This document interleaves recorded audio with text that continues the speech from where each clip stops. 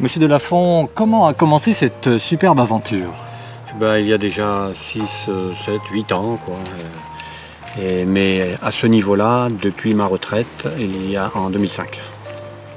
En 2005. J'ai commencé à ouvrir le portail parce qu'il y avait énormément de monde qui s'agglutinait devant, il n'y avait pas assez de place pour tout le monde.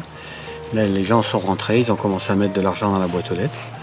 Ils m'ont mis des billets dans la poche. Alors, comme on ne voulait rien, avec mon épouse, elle a dit on va ouvrir Internet, on va chercher une association d'enfants malades et on va donner l'argent aux enfants malades. Donc la première association qu'on a trouvée, c'était l'association Rêve.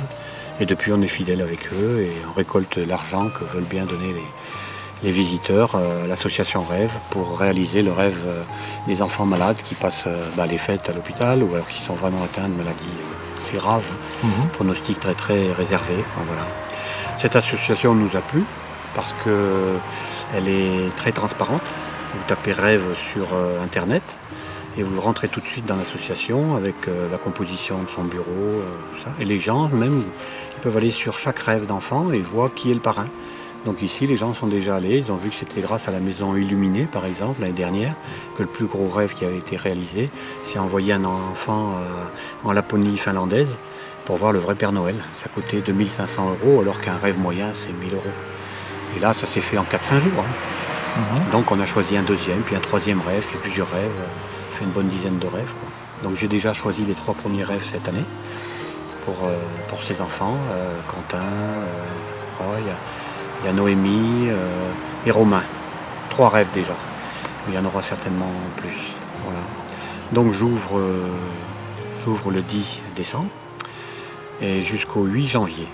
Tous les soirs à partir de 17h30, 17h45, jusqu'à 22h, 23h, 24h, tant qu'il y a du monde. Alors les préparatifs, il faut commencer à y penser au mois d'août, mais déjà fin septembre, il faut sortir les caisses. Il y a énormément de caisses. Pensez, j'ai 6 km de fil électrique, j'ai près de 60 000 LED, j'arrive à 300 prises, donc c'est énorme. Le matériel, donc, il est rangé, numéroté et tout, est sorti. Et je commence début octobre à m'occuper des arbres. Et là, je dois faire appel à des amis, mes enfants, et puis Nano qui est là tous les jours, un ami.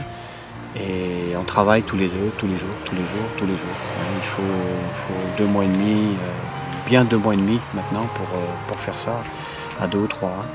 Sinon, tout seul, il me fallait 4 mois, quoi. Est-ce que vous avez des connaissances particulières en électricité, en électromécanique? Oui, bien sûr, mais absolument pas. Absolument pas. D'ailleurs, je disjonctais au début, je n'avais pas de notion d'électricité. Et puis j'ai un ami qui est dans l'électricité et qui est venu m'aider et qui m'a mis des télérupteurs, on dit, je pense, c'est ça, des 30 mA, sensibles dès qu'il y a un court-circuit.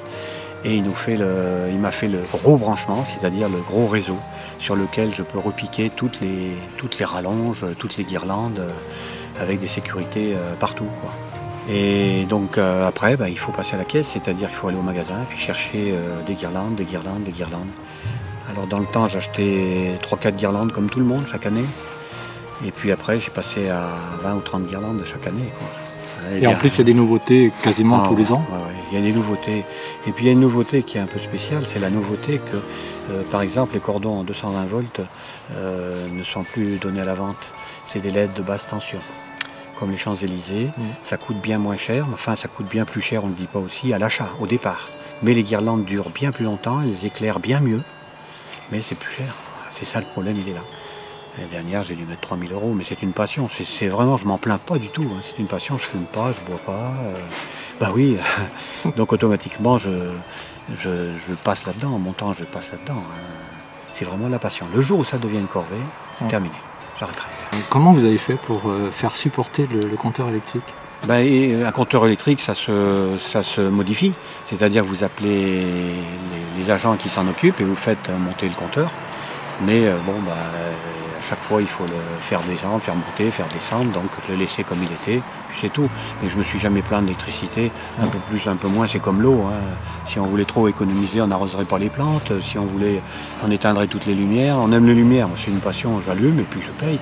Mais ça coûte moins cher d'année en année parce que tout est remplacé progressivement par des basses tensions. À la basse tension, c'est 12 volts. C'est du 24 volts maximum, 12-24 volts. Il y a des transfos partout. Et en plus, c'est moins dangereux que de tirer des guirlandes en 220 volts. Quels sont vos futurs projets de décoration, bien sûr? Si c'est de décoration, si c'est pas d'arrêter. Parce que chaque année, quand j'arrive au bout, j'ai dit bon, ça va être la dernière année. Et puis ça fait 3 ans que j'avais envie d'arrêter et puis je continue, quoi, parce qu'il y a du matériel. Mais il n'y a pas que ça. Il y a le matériel, ça me plaît toujours. C'est pas encore une corvée. Et en plus, il y a les enfants malades parce que ça marche formidablement bien. Et quand on peut tous, pas moi, mais tous faire bénéficier grâce aux dons, rendre des enfants heureux, c'est magnifique. Moi, je dis, tant que ça peut durer, ça durera.